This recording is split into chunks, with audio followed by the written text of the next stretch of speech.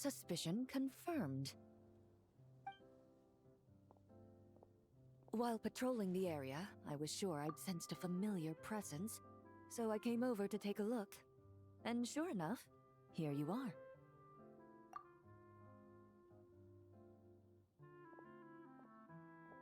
If Miss Charlotte were to see you like this, I'm guessing she'd take 100 pictures and write up a report. Sword-wielding traveler's secret side hustle. Exclusive cocktails from Tevat's Explorer Extraordinaire.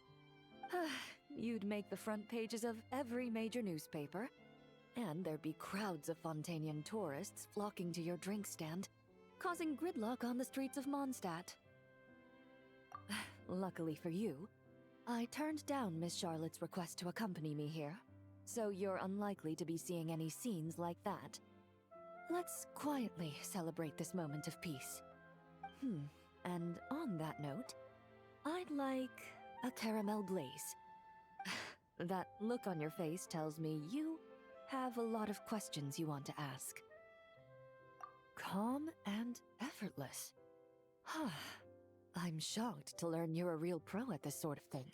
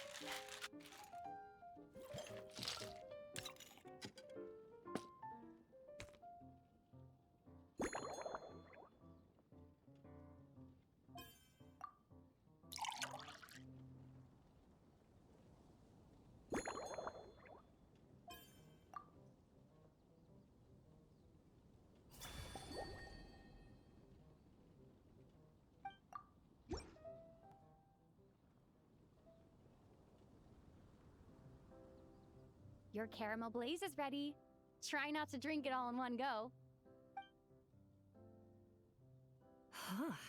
It sure lives up to its name. The color reminds me of a raging fire, while that aroma really hits you head on.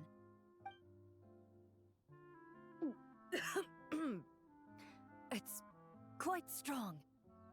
I'm all right. I just need a little time to get used to it. As I recall, the last time I drank alcohol was at a wine tasting event that Navia invited me to last year. I only had a small sip of Sassica wine, and it was nowhere near as strong as this concoction of yours.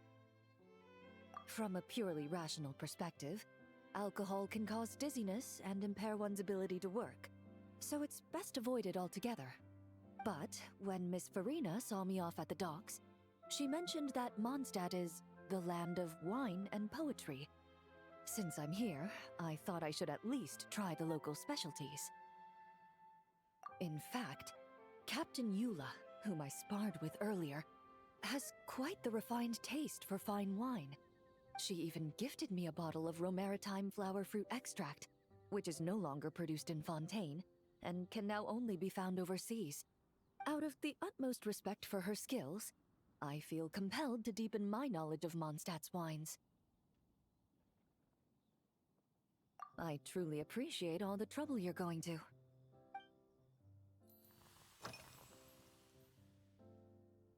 Huh?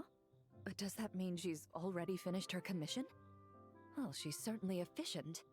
Once I return to Fontaine, perhaps I can let Sigewin know that I'd be happy to purchase her latest perfume. I'm not sure I'd say that. On my way to Mondstadt, we happened to take the same boat. Naturally, we got to chatting. I've often heard Sigewin praise her work. After conversing with her on the journey over, I must say, she is indeed a rare and refined individual.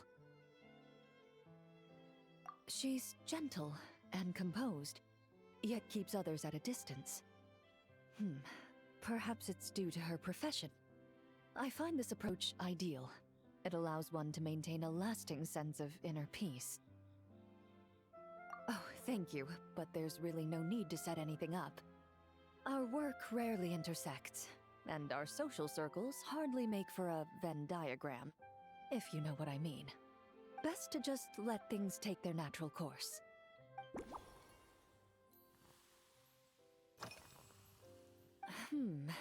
When I'm working, I often drink coffee. But with meals, I prefer a lighter tasting drink, like Buell fruit juice. Since I eat a lot of meat, the slight acidity of the juice helps balance out the greasiness. Over time, I've grown accustomed to the sour taste. After the swordsmanship exchange, the Knights of Favonius rather kindly treated me to some traditional Mondstadt cuisine. I had 8 different meat dishes, and all of them were excellent. The portions were huge, and only the highest quality cuts were used. Everything was cooked to absolute perfection. Of course, there was still room for improvement. When catering to tourists, the sticky honey roast and pile 'em up might benefit from a slightly lighter sauce. I've certainly tried all the red meat dishes. I think I've had enough calories to sustain 3 days of vigorous work, so I've had to decline all subsequent dining invitations. To be honest, I can still taste the grease. There must be a way to cleanse my palate.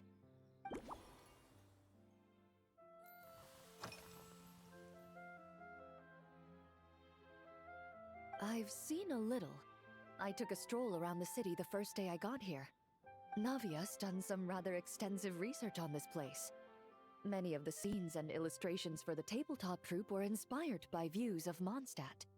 However, the way she describes the atmosphere in her world building is quite different from the real Mondstadt. The deepest impression I've got since arriving here is one of swords and shields. Perhaps because I've mostly just visited the blacksmith and the training grounds. Recently, the newer weapons and armor produced in Mondstadt have been created using a completely different heat treatment process from those in Fontaine, with a higher carbon content in the surface layer. While this has slightly reduced their overall toughness, their impact resistance has greatly improved. These newer weapons give off a smell like overbrewed coffee. Perhaps it's because that scent gave me such a positive first impression. You see, Fontaine's signature metalwork is often coated with a protective agent that contains Marcotte. Over time, the faint fragrance becomes overly sweet.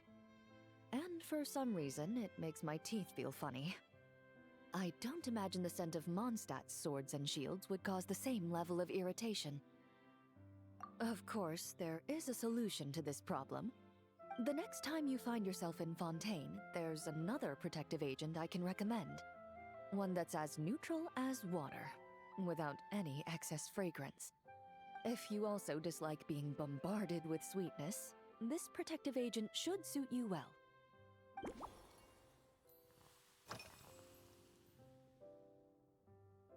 Indeed it is. The knights codenamed Hazelnut 3 and Hazelnut 5 gave me this crest. I must say, it's exquisite. They told me the design has only just been finalized. Apparently, it's only presented to important guests. They said they're making a badge for you, too, but it hasn't been finished yet. You're not wrong. I guess it's similar to how I can't remember the name of every clerk in the Palais Mermonia, but I'm certain you'll get to know them in time. They're clearly seasoned veterans. Even though they work desk jobs, they still turn up in full armor. After handling my affairs, they headed to the tavern for a gathering, saying they wanted to continue last night's duel and determine who had the highest alcohol tolerance. Drinking barrels of beer the night before, yet being able to work with clear minds the next day. Whew. So what you're saying is, while Mondstadters may seem carefree, they actually have an admirable ability to know their limits when it comes to drinking.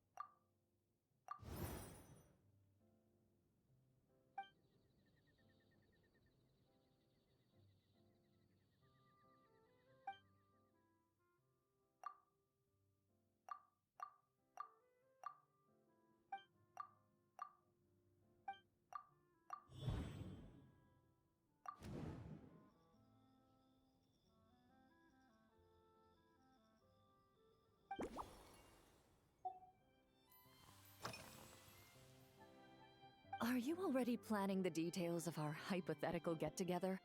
Based on my previous experiences with alcohol, I'd guess my tolerance is similar to Emily's. Fruit liqueur is probably my limit.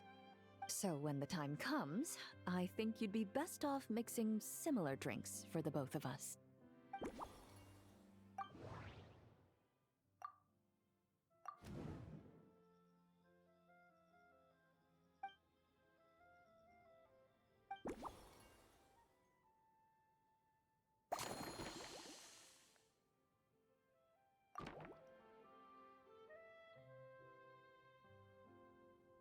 All right, I'll make sure I'm mentally prepared.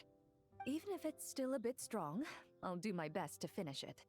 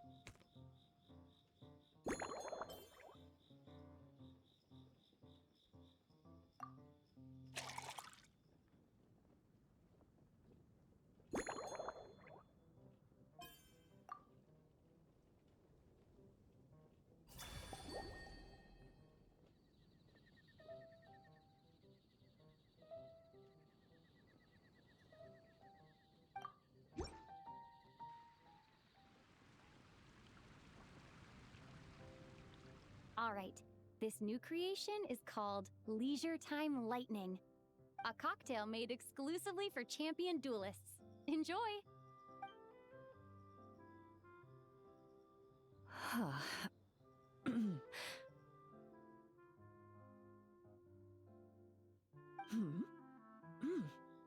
Have you added fruit wine?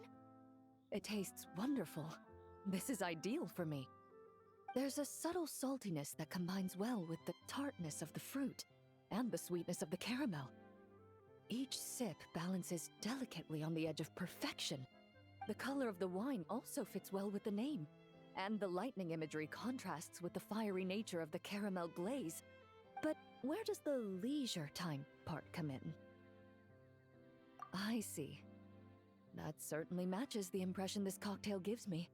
Its unique aroma and taste will hold a special place in my memories of Moндштадте. Do you think, if the chance were to present itself, you'd be interested in mixing drinks somewhere else? A cafe, for instance, or the Hotel de Boer? Mostly for Navia and Miss Farina's sake. Though obviously I'd be more than happy to try more of your masterpieces myself.